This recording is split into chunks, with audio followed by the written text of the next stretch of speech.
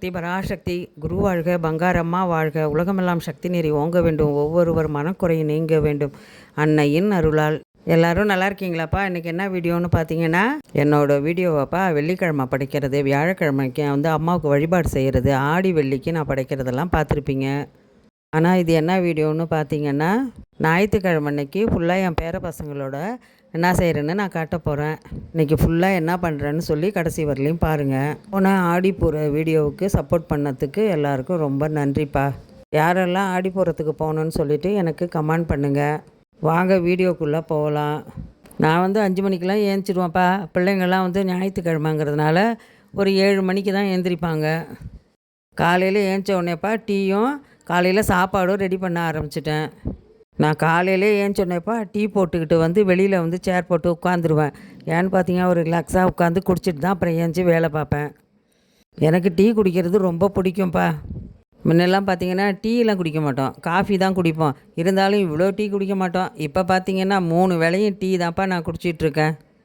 எங்கே பார்த்தாலும்ப்பா இப்போ டீ கடையெல்லாம் பார்த்தீங்கன்னா எல்லாருமே டீ தான் குடிக்கிறாங்க. உங்களுக்கும் டீ பிடிக்குமா, காஃபி பிடிக்குமான்னு அம்மாவுக்கு சொல்லுங்கப்பா. காலையிலே பாருங்கப்பா, இப்போ தான் இட்லி தான் சுட்டுக்கிட்டுருக்கேன். அதுக்கு குருமா வெஜ்ஜு குருமா வச்சுக்கிட்டுருக்கேன். அந்த வெஜ்ஜு குருமா எப்படி செய்கிறதுனாப்பா, முன்னாடி வெங்காயம் தக்காளி எல்லாத்தையும் லைட்டாக வதக்கி எடுத்து அரைச்சி வச்சுக்கணும். அதுக்கப்புறங்கண்ணா தேங்காய், கசகசா, முந்திரி பருப்பு அதையும் பொட்டுக்கல்லையும் ஆயிடுச்சுப்பா. அதையும் எடுத்துகிட்டு டப்பாவில் கொட்டி வச்சுட்டு பொட்டுக்கல்லையும் 2 ஸ்பூன் அதுக்கு போட்டுக்கணும். பொட்டுக்கல்லை, தேங்காய், கசகசாப்பா இதை போட்டு அரைச்சி நம்ம குருமாவில் ஊற்றினோம்னாப்பா நல்லா இருக்கும்ப்பா. அது குருமா தடுப்பா. அப்புறம் பார்த்திங்கன்னா என் பேர பிள்ளைங்களாம் ஏஞ்சிட்டாங்கப்பா. இது என்னன்னு கேட்டிங்கன்னா, சின்ன பிள்ளையிலே நம்ம பிள்ளைங்களை எப்படி பழக்கணுன்னா, காலையில் ஏந்திரிச்ச உடனே பாய் தலைவாணி எல்லாத்தையும் சுருட்டி வைங்கடா அப்படின்னு நம்ம சொல்லி கொடுக்கணும். அப்போ அது தாண்டா அதுகளுக்கு பழக்கம் பெரிய பிள்ளையாக வரும்போது வரும். ஆம்பளை பிள்ளைங்க பொம்பளை பிள்ளைங்கன்னு இல்லைப்பா, 2 பிள்ளைங்களுமே நம்ம சமமாக அப்படி தான்ப்பா வளர்க்கணும். சின்ன பிள்ளையிலே சொல்லி கொடுத்து வளர்த்தா தாண்டா பிள்ளைங்க நல்ல அறிவுடன் வளர்ந்து வரும். நான் காலையில் ஏஞ்ச உடனேப்பா டிவியில் பார்த்தீங்கன்னா யூடியூப் சேனலில் நம்ம அம்மாவுடைய அருள்வாக்கு போடுவாங்க. அதை டெய்லி பார்த்துட்டு தாண்டா மறுபடியும் வேலை பார்ப்பேனா. இந்த அருள்வாக்கு கேட்கும்போதுப்பா நம்ம மனசு கஷ்டமாக இருக்குதுன்னு வச்சிங்களேன், அந்த அருள்வாக்கு நம்ம கேட்டோம்னா நம்ம மனசுக்கும் இதமாக இருக்கும். நம்ம எப்படி கஷ்டம் இருக்கோமோ அதுக்கு கரெக்டாக அம்மா அருள்வாக்கு சொல்லி நம்ம மனசை சந்தோஷப்படுத்துவா. நம்ம நாளே நைட்டில் பார்த்தீங்கன்னாப்பா ஒரு கவலையோடு படுத்திருப்போம், கஷ்டத்தோடு படுத்துருக்கோன்னு வச்சுக்கோங்க. அந்த மன உளைச்சலுக்கு காலையில் பார்த்து டிவியை நான் உடனே அருள்வாக்கு போட்டோம்னா அதுக்கு கரெக்டாக நம்ம அம்மா அருள்வாக்கு கொடுத்து நம்ம மனசை சந்தோஷப்படுத்திடுவாடா. நீங்களும்ப்பா காலையில் ஏந்திச்சிங்கன்னா நம்ம அம்மாவோட அருள்வாக்கை யூடியூப்பில் கட்டாயம் பாருங்கள். அது நமக்கு குடும்பத்துக்கு நல்லது, நமக்கும் நல்லது. ஆனால் சாமி பாட்டெலாம் டெய்லி போட்டு கேளுங்கப்பா. வீட்டுக்காரங்க வந்தாங்கப்பா, அவங்களையும் சரி நீங்கள் போய் மட்டன் வாங்கிட்டு வாங்கங்க பிள்ளைங்களுக்கு சமைக்கலாம் அப்படின்னு சொன்னேன். அவங்களும் மட்டன் வாங்க போயிருக்காங்க. மட்டன் வாங்க போயிருந்தாங்களாப்பா. அங்கே மீன் மடவை மீன் நல்லா ஃப்ரெஷ்ஷாக இருந்துதான். அதையும் வாங்கி கட் பண்ணி எடுத்துகிட்டு வந்தாங்க. அப்புறம் மட்டனை குழம்பு வச்சுட்டுப்பா, மீன் நல்லா பெருசு பெருசாக ரவுண்டாக இருந்துச்சு. அதை எல்லாத்தையும் வறுத்து வச்சிடலாம் பிள்ளைங்களுக்குன்னு. அப்புறம் க்ளீன் பண்ணி அதையும் வச்சோம். பொம்பளை பிள்ளைய பிறந்துட்டாப்பா. டெய்லி பார்த்திங்கன்னா ஜாமான் விளக்குறது, துணி துவைச்சி காய வைக்கிறது, இது தாண்டா பிள்ளைங்களுக்கு, இதான் பொம்பளை பிள்ளைங்களுக்கு இதே வேலையாக போயிடுச்சுடா. அதே மாதிரி தாண்டா எனக்கும் காலையில் ஜாமான் விளக்குறது, துணி துவைச்சி போடுறது, நிறைய வேலை. அது தாண்டா நமக்கு வேலையே அது தான்ப்பா. இப்போ இருக்கிற பிள்ளைங்களாம் மாதிரி இல்லைப்பா. இப்போ இருக்கிற பிள்ளைவ வேலைக்கும் போகுதுவோ. ஆனால் ஆம்பளை பிள்ளைங்களும் பார்த்திங்கன்னாப்பா எல்லா வேலையும் செய்யுதுங்க. துணியும் துவைச்சி போடுதுவோ, மற்ற வேலையெல்லாம் குடும்ப வேலையும் இப்போ பிள்ளைங்க எல்லா பிள்ளைங்களையும் பார்க்க ஆரம்பிச்சிடுச்சுவோ. அதுவும் பார்க்கும்போது ஒரு சந்தோஷமாக தான் இருக்குது பிள்ளைங்க செய்கிறத பார்த்தா. காலங்கள்லாம் முன்னேற்றத்துக்கு தகுந்த மாதிரியே பிள்ளைங்க ஆம்பளை பிள்ளை பொம்பளை பிள்ளை எல்லாமே எல்லா வேலையும் செய்கிறதுனால நல்லா இருக்குடா பார்க்குறதுக்கு. அதையும் மனசுக்கு சந்தோஷமாக இருக்குது. பிள்ளைங்க செய்ய மாட்டேங்குதுங்கிற கவலை இல்லாமல் அவங்கவுங்க வேலையை அவங்கவுங்க செய்கிறதுனால மனசுக்கு திருப்தியாக இருக்குது. என் பேரன் பார்த்திங்கன்னா விடவே மாட்டான். ஆயா வேலை முடிஞ்சிட்டு வச்சுங்க, மணி 11 ஆகிடுச்சுன்னா வாங்க ஆயா விளையாடலாம், வாங்க என் பேத்தி பேரனோட விளையாட சொல்லி விடாதுங்க, கூப்பிடுங்க. சரி பிள்ளைங்க கூப்பிடுதுங்களான்னு சொல்லிட்டு நானும் கொஞ்சம் நேரம் விளையாட வேண்டாம். என்ன விளையாடணும்னு பார்த்தீங்கன்னா இந்த பூஸ்ட்டுன்னு சொல்லிட்டு விளையாட சொல்லுங்கள். அதையும் அது கூட சேர்ந்துக்கிட்டு விளையாண்டுட்டு தாண்டா அப்புறம் ஏஞ்சி சமைக்க போவேன். இதேமாரியே பேர பிள்ளைகளோடலாம் விளையாடுவீங்களான்னு எனக்கு கமெண்ட் பண்ணுங்கப்பா. நான் தான்ப்பா ஃபஸ்ட்டு குளிக்க போடணும். குளிக்க போட்டேன்னா என் பேரனுக்கு 3 ஒரே மாதிரி நம்பர் வந்துடுச்சு போல இருக்குது. அதே என்ன செய்யுது, கையில் எடுத்து பிரித்து பார்த்துட்டு எங்கள் ஆயான்னா ஆயா தான் அப்படின்னு சொல்லிவிட்டு ஒரே சிரிப்பு தாங்க முடியல அதுக்கு.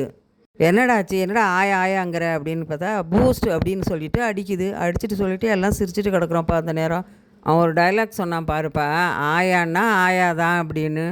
இப்போ உள்ள பிள்ளைங்களாம்ப்பா அந்த ஃபோனை வச்சுக்கிட்டு கையில் எல்லாத்தையும் பார்த்துட்டு நல்லா பேசுதுவோ. மேல்மருவத்தூருக்கு ஆடிப்புறத்துக்கு கட்டிட்டு போனோம்ப்பா. செவ்வாடை எல்லாத்தையும் துவைச்சி போட்டு என் பொண்ணு சரி வெளியில் கொடுக்க வேணாம், நம்மளே அயர்ன் பண்ணிவிடுமா அப்படின்னு சொல்லிவிட்டு அதுவே உட்காந்துட்டு என் பொண்ணையும் எல்லாத்தையும் அயர்ன் பண்ணி எடுத்து மடித்து வச்சுக்கிட்டு இருந்தேன்.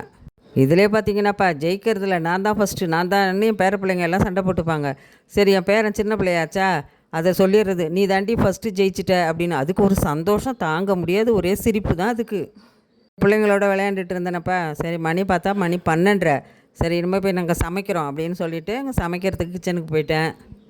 மட்டனையும் மீனையும் நல்லா சுத்தம் பண்ணி க்ளீன் பண்ணி எடுத்து வச்சுட்டுப்பா, மீனுக்கு வறுக்கிற பொருள் எல்லாமே மசாலா சாமான் எல்லாத்தையும் தடவி எடுத்து அதை ரெடி பண்ணி வச்சுட்டு, அது என் பேத்திக்கு வேறு வயிற்று வலிங்கிறதுனால தேங்காய் பாலை புழிஞ்சுப்பேன். அந்த தேங்காய் பால்லையே வேக வைக்கிறதுக்காக தேங்காயும் திருவி தேங்காய் பால் எடுத்துக்கிட்டேன்.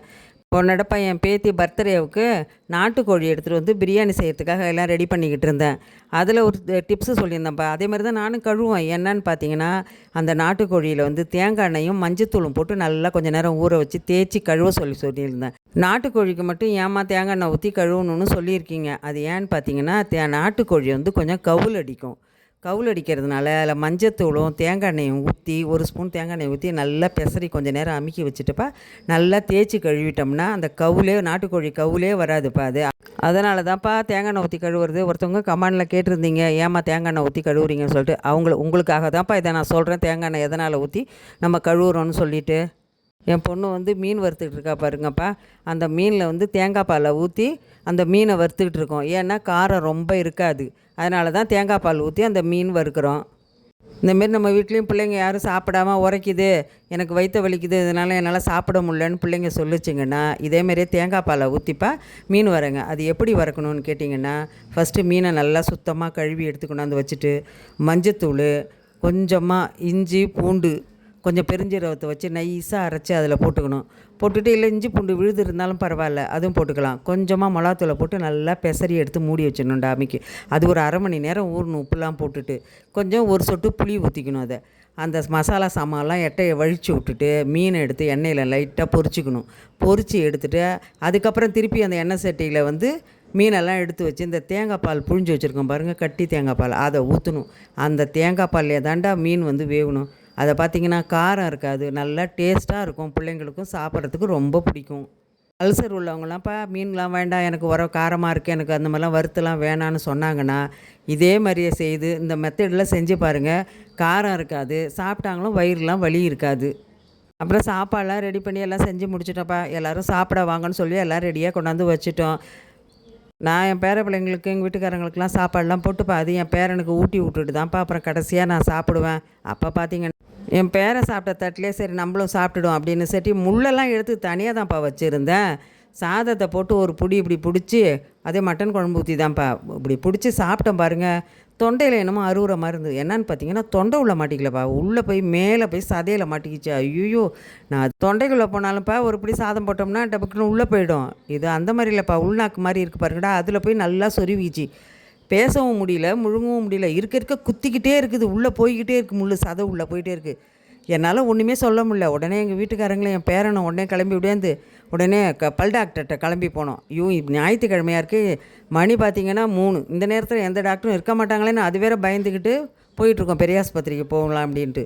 நல்ல காலம்ப்பா, ஒரு டாக்டர் ஒருத்தர் பல் டாக்டர் எங்களுக்கு சொந்தக்காரர் தான், அவர் அங்கேயே படுத்து தூங்கிட்டு இருந்தார். போய் தட்டினோடனே என்னம்மா அப்படின்ட்டு வெளில வந்தாங்க, இந்த மாதிரி முள் மாட்டிக்கிட்டீங்க அப்படின்னு. சரின்னு சொல்லிட்டுப்பா, அது பெரிய அவஸ்தையாக போயிடுச்சுடா. போய் உள்ளே பார்த்துட்டுப்பா நாக்கை சுரண்டி எடுத்தாங்க. உள்ளே சுரண்டோடனே முள்ளும் வெளில வந்துடுச்சுடா. அம்மா பங்காரம்மாட்ட வேண்டிக்கிட்டே மூல மந்திரத்தை சொல்லிக்கிட்டே போனோம். அம்மா என்னை எப்படியாவது இதிலேருந்து விடுதலை பண்ணுமா, என்னால் தாங்க முடியல, வேறு எங்கேயாவது சொல்லிவிட்டு ஏதாவது பெரியதாக வச்சுடுமோ என்னன்னு அது வேறு பயடா.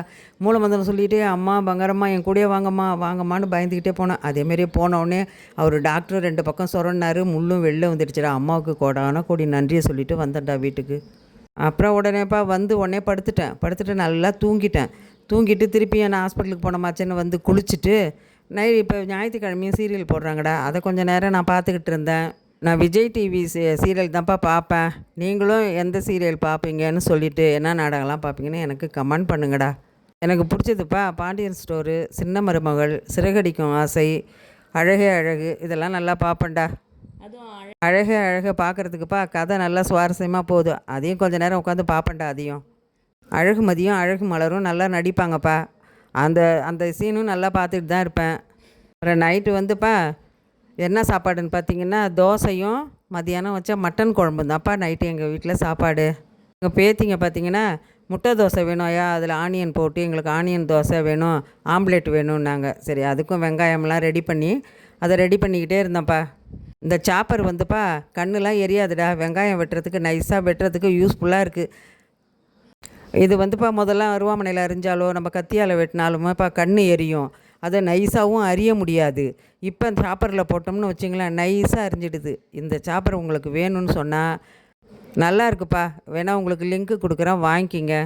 கேஸும் தீர்ந்துடுன்னு தான் நானும் சிலிண்டரில் பயந்துக்கிட்டே தான்ப்பா போய் தோசை ஊற்றணும் எல்லாம் ரெடி பண்ணி கொண்டுக்கிட்டே வச்சுக்கிட்டு தோசை ஊற்றி இப்படி ஒரு தோசை ஊற்றணுண்டா, சிலிண்டரு காலியாக போயிட்டுது. அப்புறம் பார்த்திங்கன்னா ஒன்றும் சொல்ல முடியலடா, என்ன தான் செய்கிறது, மாவும் தோசையில் ஊற்றிட்டேன், எல்லாத்தையும் கொண்டாந்து வச்சாச்சு, முட்டை உடச்சி ஊற்றி எல்லாம் ரெடி பண்ணி வச்சாச்சு, என்ன செய்வீங்க. இண்டக்ஷன் அடுப்பு இல்லைப்பா, ஏன்னு பார்த்தீங்கன்னா அது இந்த நேரம் பார்த்து அது வீணாக போயிடுச்சுடா. அதனால் என்ன செஞ்சேன்னா டக்குன்னு என்ன பண்ணுறதுன்னு எனக்கு ஒன்றும் புரியல. உடனே அடுப்பு ஒன்று வச்சுருந்தேன் கையில், சூட்டு அடுப்பு, அதை எடுத்து வச்சு பிள்ளைங்களுக்கு விறுவிறுன்னு தோசையை ஊற்றி கொடுத்துட்டேன்டா. இந்த கொட்டாஞ்செல்லாம் பார்த்து தூக்கி போட்டுடலான்னு வச்சுருந்தேன்ப்பா. அந்த நேரம் பார்த்து ஒரு பையில் போட்டு எல்லாத்தையும் வீடு க்ளீன் பண்ணும்போது எடுத்து கட்டி வச்சுருந்தேன். அப்போ பார்த்தீங்கன்னா கரெக்டாக உதவிச்சிடாது, எடுத்து போட்டு இது சாம்பிராணிக்கு போட்டதான்ப்பா எடுத்து வைப்பேன், எடுத்து பொட்டலம் கட்டி எடுத்து காய வச்சு எடுத்து வச்சுருவேன். அது பாருங்கடா, சின்ன பொருளாக இருந்தாலும் எந்த நேரத்தில் நமக்கு யூஸ் ஆகுதுன்னு கரெக்டாக அந்த நேரத்தில் எனக்கு அந்த கொட்டாஞ்சி யூஸ் ஆச்சுப்பா. ஏன்னாயா ரோட் சைடில் ஊற்றி சாப்பிட்ற மாதிரி தோசை ஆம்லேட்டு ஆனியன் தோசைலாம் ஊற்றி கொடுக்குறீங்க, அதே மாதிரியே இருக்காயா, டேஸ்ட்டும் அப்படியே அள்ளுதாயா அப்படின்னு என் பேத்தியெல்லாம் சொல்லி சிரிச்சுக்கிட்டு இருந்தாங்க. அந்த நேரம் பார்த்திங்கன்னா மழை வர்ற மாதிரி நல்லா காற்று அடிச்சுக்கிட்டு இருந்தது. அந்த காற்றுலேயே நல்லா ஜாலியாக உட்காந்துக்கிட்டு தான் அந்த தோசையை ஊற்றி என் பேத்தியவளுக்கெல்லாம் கொடுத்தேன். எனக்கு வந்துப்பா கரண்ட் அடுப்பு, இந்த ஸ்டவ் அடுப்போட இந்த மண்ணெண்ணெய் அடுப்போடப்பா எனக்கு அடுப்பில் செய்கிறதுனா ஈஸியாக செஞ்சுருவேன்டா. என் பேத்தி என்ன சொல்கிற, ஆயா எந்த பிரச்சனையும் இல்லாமல் முணுவாமல் கொள்ளாமல் கிடுகிடுன்னொடனே டக்குன்னு வச்சு எங்களுக்கெல்லாம் சுட்டு கொடுத்துட்டீங்க, ரெடி பண்ணிட்டீங்க ஆயா அப்படின்னு சொல்லிவிட்டு அவ்வளோ சிரிச்சிட்டு கிடந்தாலும். ஆனால் எனக்கு சின்ன பிள்ளையிலேருந்து நாங்கள் இது மாதிரி செஞ்சு பழக்கமாயிடுச்சடா. அதனால் டக்குன்னு இதுலேருந்து அதில் மாறும்போது ஒரு கஷ்டம் தெரியாது. பட்டுன்னு எடுத்து வச்சு நான் மட்டும் செய்து சாப்பாடு செஞ்சால் டிஃபன் செஞ்சு கொடுத்துருவேன்.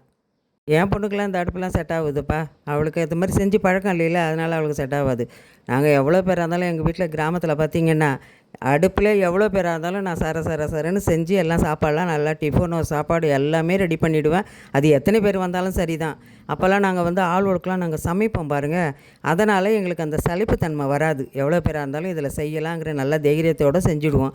நீங்களும் இதை மாதிரி யாரெல்லாம் இந்த மாதிரிலாம் செய்வீங்க, சரி கேஸில் நம்ம டக்குன்னு தூக்கி வெளியில் வச்சு இதை செய்யலாங்கிறது யாருன்னு எனக்கு கமெண்ட் பண்ணுங்கடா. எங்கள் அம்மா பார்த்திங்கன்னாப்பா எங்களை சின்ன பிள்ளையிலேருந்தே அரிசி புடைக்கிறதோ சமைக்கிறதோ ஜாமான் விளக்குறது குடகல்ல மாவு நீங்கள் அரைச்சி தான் ஆகணும் அப்படின்னு தான் சொல்லுவாங்க. ஏன்னு கேட்டால் போகிற இடத்துல எல்லாமே இருக்குன்னுலாம் சொல்ல முடியாது. எல்லார் வீட்லேயும் நல்லதும் இருக்கும் கெட்டதும் இருக்கும், எல்லாத்தையும் பழகிக்கணும். நீங்கள் அரிசி புடைங்க, அதோடு மட்டும் விட மாட்டாங்கப்பா. குடகல்ல மாவு அரைக்கணும். குந்தாணியில் எங்கள் அம்மா என்ன செய்வாங்கன்னா வேணும்னே செய்வாங்கப்பா. அவள் நெல்லை நாளே ஊற வச்சுருவாங்க, ஒரு படி 2 படி ஊற வச்சு எண்ணெயை தங்கச்சி விட்டு ஒரு எங்கள் ஆயா ஒருத்தவங்க இருப்பாங்க, அவங்கள வறுத்து போட சொல்லி இதுக்கு ஒரு ஆள் வைப்பாங்க. ஏன்னு கேட்டிங்கன்னா மாற்று உலக்க நாங்கள் போட்டே ஆகணும். இப்போல்லாம் எந்த பிள்ளையோப்பா மாற்று உலக்க போடுது, குந்தாணி எடுக்குது, குடகல் எடுக்குது, எல்லாத்தையும் எடுத்து குத்திக்கிட்டு இருக்குவா. இந்த காலத்தில் பார்த்திங்கன்னாப்பா இட்லி மாவு நம்ம வீட்டில் இல்லைன்னு வச்சுங்க, டக்குன்னு போகுதோ ஒரு பாக்கெட் வாங்கிட்டு வந்து எல்லாம் தோசை இட்லி ஊற்றிக்கிறாங்க. அதேமாதிரி எல்லா மாவுமே இப்போ எல்லாமே கிடைக்கிது, கடையில் எல்லா மாவும் கிடைக்கிது. இப்போ இருக்கிற பிள்ளைங்களுக்கு தகுந்த மாதிரி உலகமும் மாறி போச்சு. எல்லாம் மிஷின் தான், அவங்களுக்கு கிரைண்டர் தான், மிக்சி தான், எல்லாம் வந்துடுச்சு. அப்போ பார்த்திங்கன்னா குடகல் ஏந்திரம் அம்மியெல்லாம் இருக்கும்போது பார்த்திங்கன்னாப்பா நேரமே போகிறதே தெரியாது. அது மட்டும் நேரம் இருக்கும், அழகாக நாங்கள் இவ்வளோ சீக்கிரத்தில் இவ்வளோ டைமில் வேலை முடிச்சுட்டு எல்லாம் குந்தி ஃப்ரீயாக பேசுகிறதுக்கெலாம் காலங்கள் நேரம் கிடச்சிது. இப்போ பார்த்திங்கன்னா மிக்சி இருக்குது, ஃப்ரிட்ஜு இருக்குது, கிரைண்டர் இருக்குது, வாஷிங் மிஷின் இருக்குதுன்னு எல்லாம் இருக்குது. எல்லாம் இருந்தாலும் இதோட பிள்ளைங்களுக்கு இப்போ இருக்க பிள்ளைங்களுக்கு நேரமே கிடையாது. உட்காந்து பேசுகிற நேரம் காலமே இப்போ இல்லாத போயிட்டுதுப்பா. இப்போ பார்த்திங்கன்னா அவசர உலகமாக இருக்குது. இந்த மாதிரியே சாப்பிட்டதுனால தாண்டா எல்லாருக்கும் எல்லா நோயும் வருது. மெயினாக பார்த்திங்கன்னா சுகர் இல்லாத மனுஷனே இல்லாத போயிட்டுது. வீடியோ பிடிச்சிருந்தேனாப்பா மறக்காமல் எல்லாம் சப்ஸ்கிரைப் பண்ணுங்கப்பா. பாய். உங்களுக்கு அடுத்த சூப்பர் வீடியோவில் பார்க்கலாம்ப்பா. ஓம்